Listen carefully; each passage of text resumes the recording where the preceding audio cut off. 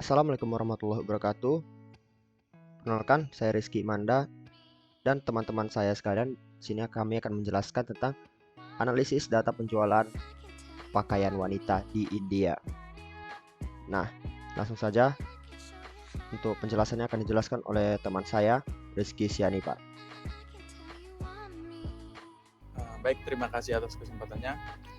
Pada proyek untuk mata kuliah Business Intelligence kali ini, kami membuat sebuah sistem di mana sistem ini akan mengolah dataset yang sudah kami kumpulkan untuk dilakukan visualisasi dan dilakukan prediksi yang akan bakalan diambil oleh pemilik perusahaan. Nah, pada sistem yang kami buat ini menggunakan platform yang bernama Power BI dengan metode prediksi yang kami gunakan yaitu forecasting. Dimulai dari pengumpulan datasetnya sampai dataset itu diolah menjadi sebuah visualisasi data agar lebih mudah dipahami oleh pengguna sampai kepada prediksi dari hasil dari pengolahan data tersebut untuk keputusan di kemudian hari. Untuk selanjutnya dijelaskan oleh teman saya. Baiklah, saya akan melanjutkan penjelasan dari Rizky Sianipar.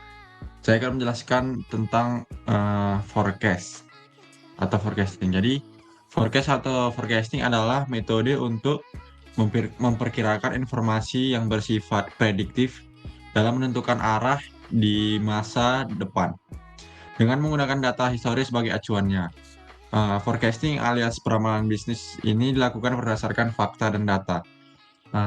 Terdapat dua metode forecasting tergantung dengan ketersediaan data yang ada.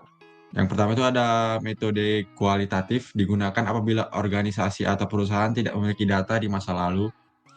Lalu yang kedua ada metode kuantitatif digunakan apabila perusahaan atau organisasi memiliki cukup data untuk digunakan sebagai bahan forecasting. Lalu cara menghitung forecast penjualan itu berbeda-beda. Oleh karena itu, tergantung pada metode apa yang digunakan, maka dari itu ada baiknya untuk memilih metode yang paling sesuai kebutuhan. Lalu selanjutnya saya akan menjelaskan tentang tools yang kami gunakan. Jadi tools yang kami gunakan itu seperti yang dibilang Rizky Sianipar, yaitu Power BI. Jadi Power BI ini adalah kumpulan layanan aplikasi dan konektor perangkat lunak yang bekerja sama untuk mengubah sumber data yang tidak saling terkait menjadi wawasan yang koheren. Power BI ini memungkinkan kita tersambung mudah ke sumber data yang sudah ada, memvisualisasikan dan menemukan apa yang penting dan membagikannya dengan siapapun dan semua orang yang diinginkan. Mungkin itu saja yang bisa saya jelaskan, akan dilanjutkan oleh teman saya. Oke, terima kasih. Baiklah, sebelum membangun sistem, kami mencari dataset yang sesuai. Dataset ini berisi tentang informasi penjualan pakaian wanita di India melalui platform Amazon. Pada dataset ini juga berisikan entitas dengan atribut masing-masing. Jadi dataset inilah yang akan di-train atau diolah, lalu hasilnya akan divisualisasikan dan dilakukan prediksi sebagai tahap akhir. Selanjutnya akan dilanjutkan oleh teman saya. Terima kasih kepada teman. Nah, di sini saya akan menjelaskan data visualization. Nah, ada 4 kategori pemvisualisasian data kami. Yang pertama berdasarkan dengan kategori, berdasarkan ukuran, berdasarkan keinginan, dan berdasarkan kota. Nah, untuk yang pertama ada berdasarkan kategori pakaian wanita. Di situ ada set, ada kurta, ada western dress, ada top, dan ada sum of quality-nya juga. Dan ada juga penjumlahannya. Yang kedua ada dari ukuran. Kami menyediakan dari berbagai macam ukuran, dari ukuran yang paling kecil, dari S sampai ke yang paling besar atau 3XL. Bisa kita lihat grafiknya. Dan yang ketiga ada sesuai dengan fulfillment-nya. Di sini terlihat ada 69,55%